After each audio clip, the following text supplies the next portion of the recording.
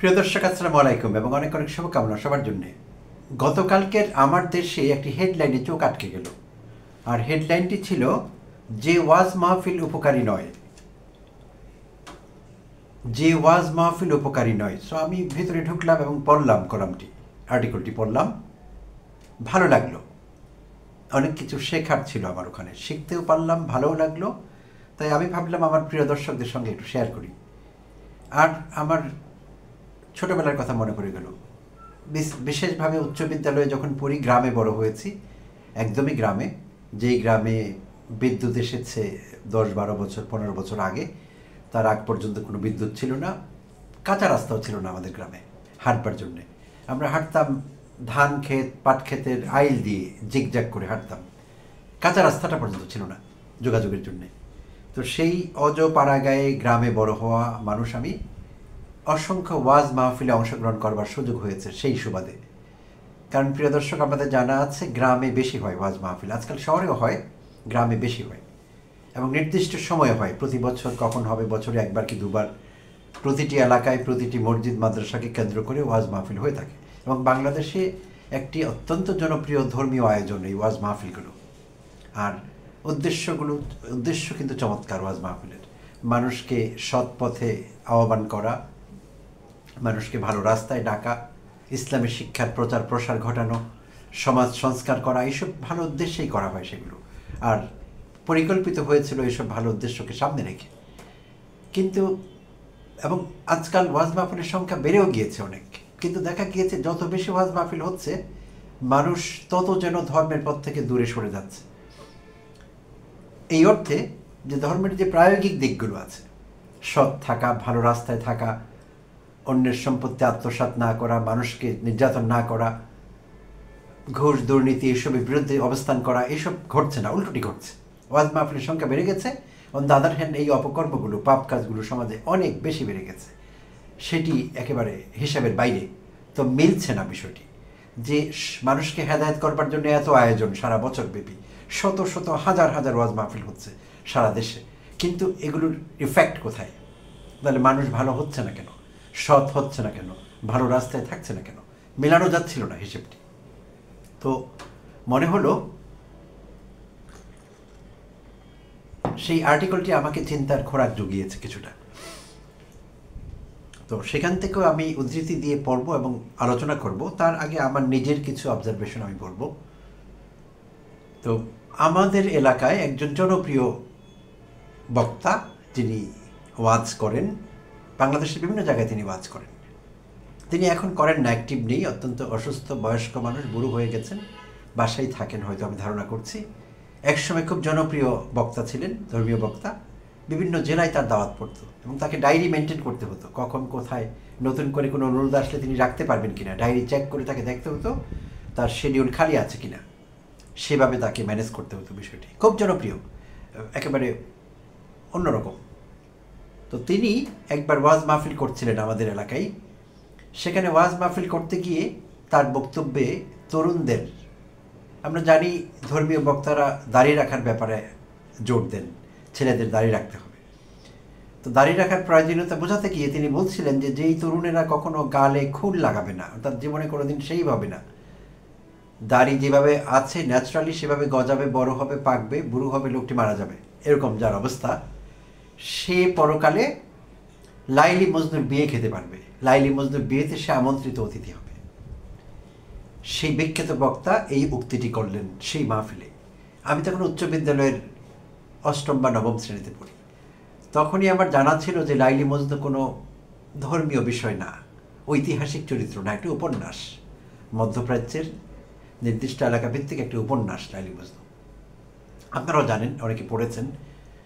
তো আমি জানতাম তিনি ভুল বলছেন, ইসলাম ধর্মের সঙ্গে, কোরআন হাদিসের সঙ্গে এর কোনো সম্পর্ক নেই। বাট তিনি চমৎকারভাবে সেইটিকে জুড়ে দিয়েছিলেন ইসলাম ধর্মের অংশ হিসেবে, এবং তিনি বড় একটি ভুল করেছিলেন।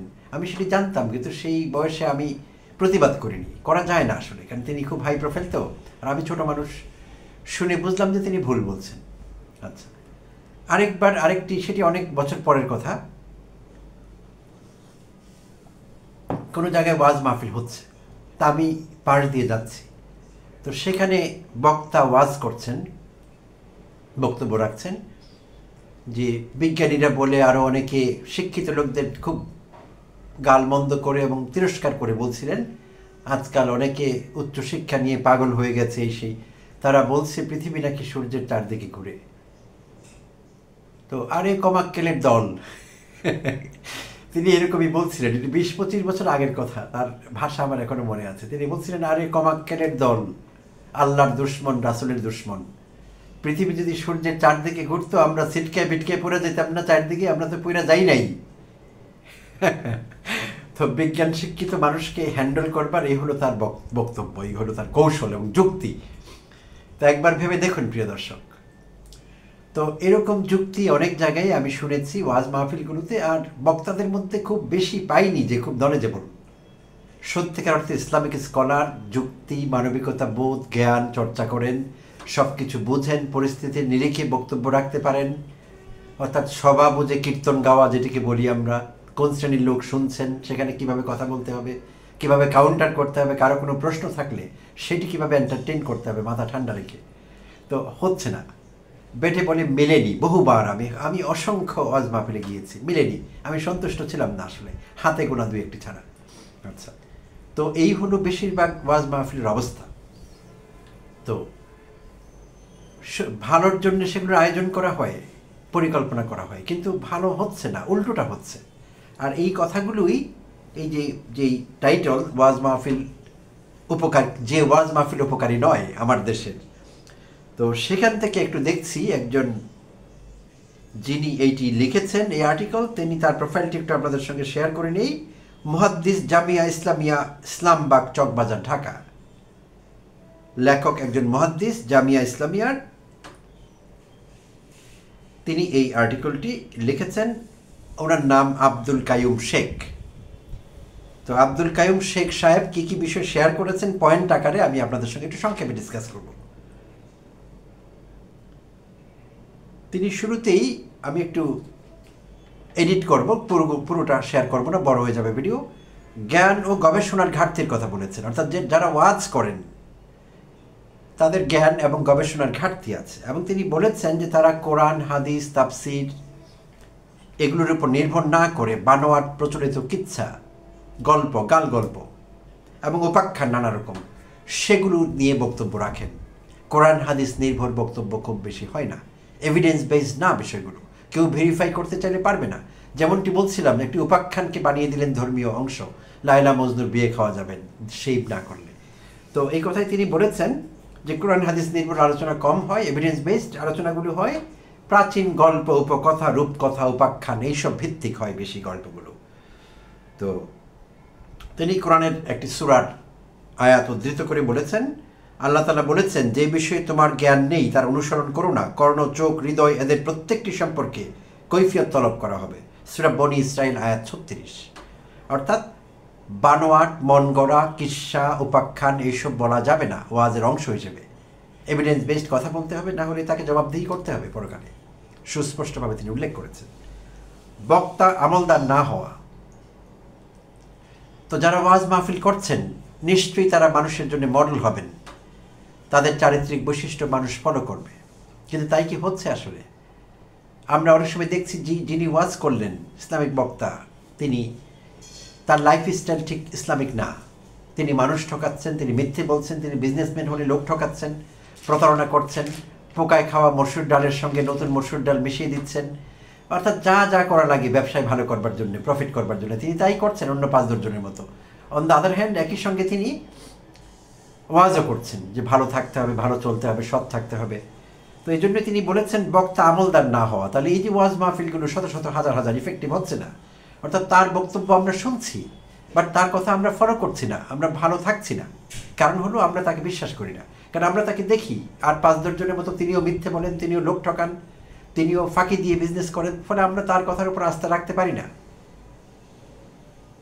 অর্থাৎ those people are not practising what they are preaching, তারা যা প্রিচ করছে সেটা প্র্যাকটিস করছে না, ফলে তাদের উপর আমাদের কোনো আস্থা থাকে না, ফলে কোনো গুণগত পরিবর্তন আমাদের মধ্যে হয় না এই শত শত ওয়াজ মাহফিলে অংশগ্রহণ করার পরেও।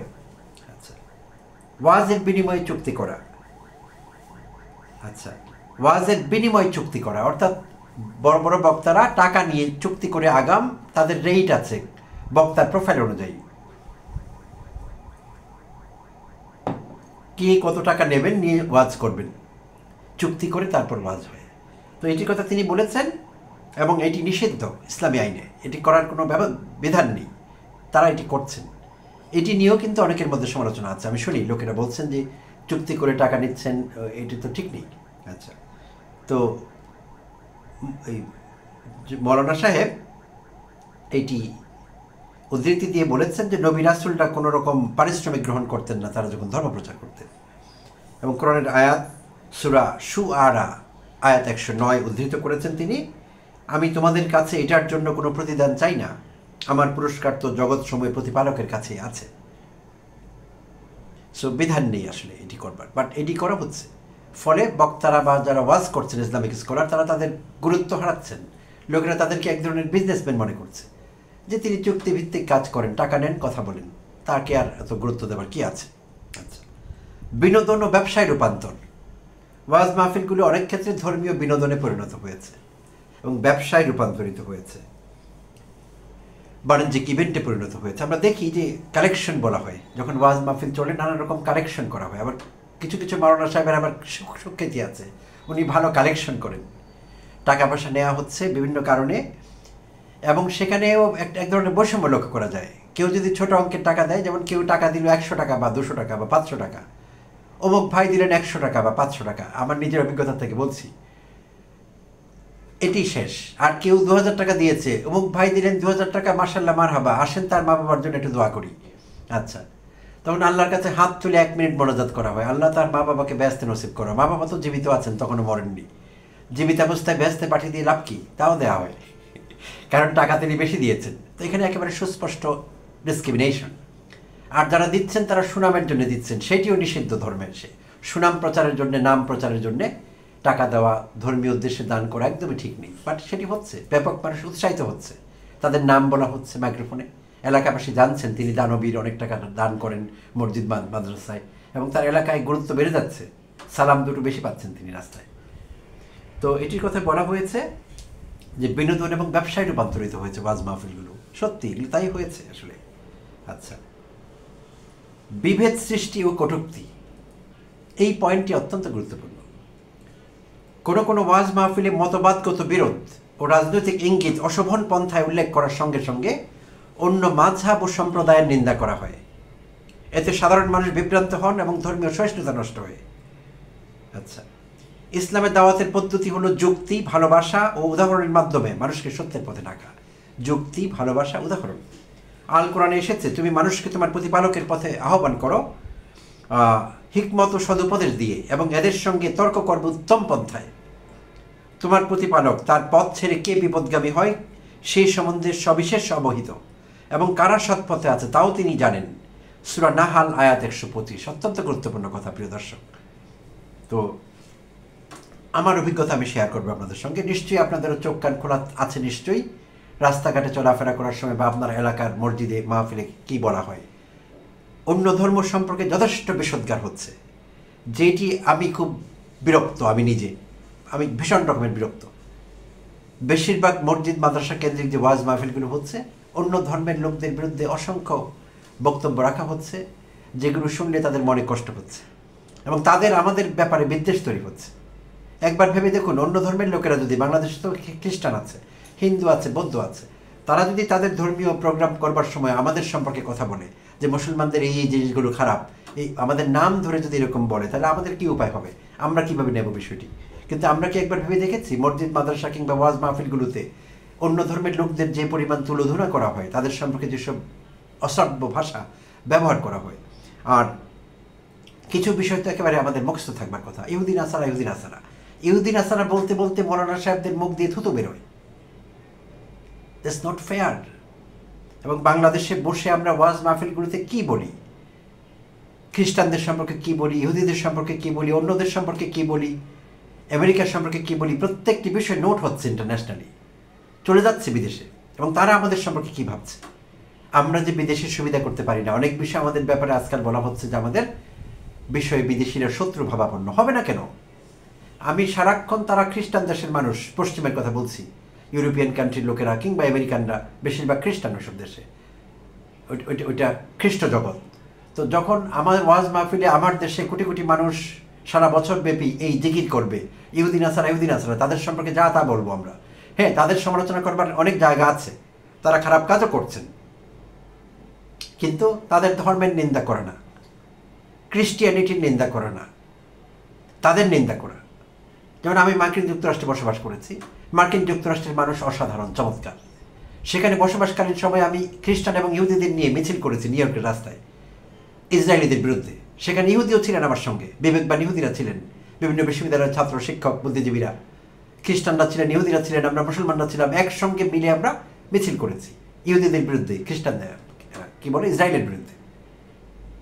সো যখন তাদের আমরা এরকম ঢালাওভাবে সমালোচনা করব, তারা ভালোভাবে নেবে না, সেটি আমাদের প্রতি তারা সহানুভূতিশীল থাকবে না, ফলে আমাদের স্বার্থ হাসিল করতে আমরা পারবো না। ইসরায়েল ছোট্ট একটি রাষ্ট্র, ব্রেইন ইউজ করে আমেরিকানদের, পুরো পশ্চিমীদের তারা ব্যবহার করেছে, করে শক্তিশালী হয়েছে। কেন? ব্রেইন ইউজ করেছে, কারো বিষোদ্গার করেনি, কিছু করেনি, শক্তি সঞ্চয় করেছে, তাদেরকে সঙ্গে নিয়ে ম্যানিপুলেট করেছে, সিস্টেমকে তাদের পক্ষে কাজে লাগিয়েছে। আমরা কিন্তু সেটি পারিনি, কেন? আমরা বুঝতে পারি না, আমরা ব্রেইনে মার খেয়ে যাই, আমরা প্রকাশ্যে সমালোচনা করতে থাকি, আজে বাজে কথা বলতে থাকি, একটু থেকে একটু হলে হুঙ্কার দিয়ে উঠি, এটা করবো ওটা করবো, আসলে আমরা কিছুই করতে পারি না, কিচ্ছু করতে পারি না, আমরা শুধু কথা বলতে পারি। কিছু যদি করতেই পারতাম তাহলে আজকে ফিলিস্তিনি ভাই বোনদের এই অবস্থা হয়? সারা পৃথিবীর মুসলমানরা, আমরা তো দ্বিতীয় বৃহত্তম ধর্মীয় গোষ্ঠী, কি করতে পেরেছি আমরা? তাদের জন্য কিচ্ছু করতে পারিনি, কারণ আমরা কথা বেশি বলি, আসল কাজ আমরা করতে পারি না, গুছিয়ে করি না কাজটি। ইসলামী শিক্ষার বিকৃতি। আচ্ছা, মৌলানা সাহেব আরও বলেছেন, ওয়াজ মাহফিলের মাধ্যমে অনেক সময় ইসলামকে এমনভাবে উপস্থাপন করা হয় যেন সেটি কেবল ভয়, অলৌকিক কাহিনী বা মৃত্যু ভয়ের ধর্ম, অথচ ইসলামে বুদ্ধিবৃত্তি, ন্যায় বিচার, মানবতা ও বিজ্ঞানও অন্তর্ভুক্ত। আল কোরআনে ভাষ্য হলো, তবে কি তারা কোরআন সম্বন্ধে অনুধাবন করে না? এটা যদি আল্লাহ ব্যতীত অন্য কারো কাছ থেকে আসতো তবে তারা তাতে অনেক অসঙ্গতি পেত। সূরা নিসা আয়াত ৮২। অর্থাৎ চিন্তা, বিচার ও প্রমাণ ভিত্তিক জ্ঞানই ইসলামের শিক্ষার ভিত্তি, কিন্তু অনেক ওয়াজে তা অনুপস্থিত।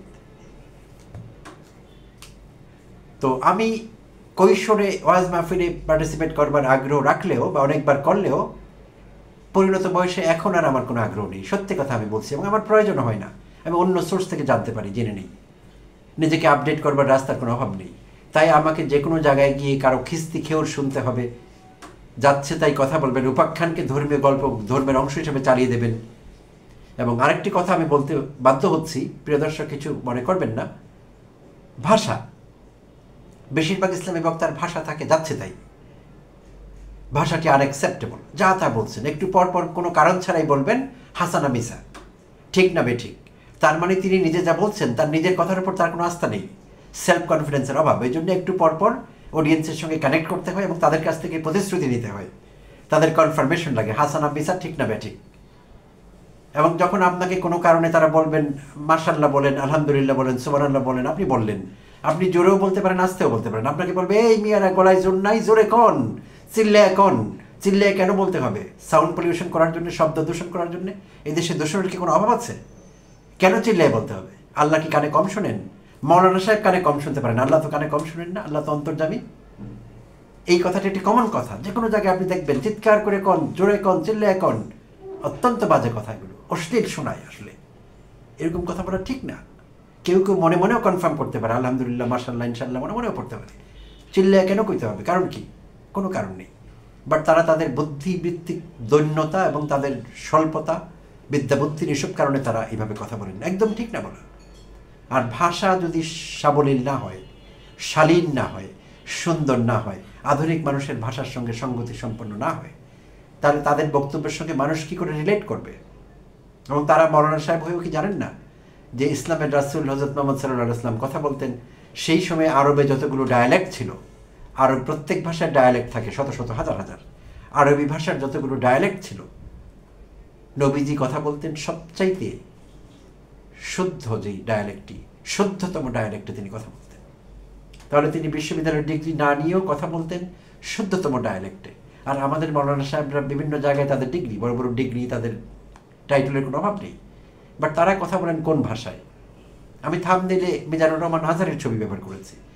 প্রিয় দর্শক, আজহারি সাহেবের কিন্তু লাখো কোটি ভক্ত, ফ্যান্স, ফলোয়ার্স। কারণ কি? তার ভাষা পরিশীলিত, চমৎকার ভাষায় কথা বলেন, বাংলা এবং ইংরেজি দুই ভাষায় তিনি ওয়াজ করতে দক্ষ, এবং এই জন্য তরুণ সম্প্রদায় কিন্তু তার সঙ্গে ভালোভাবে কানেক্ট করতে পারেন।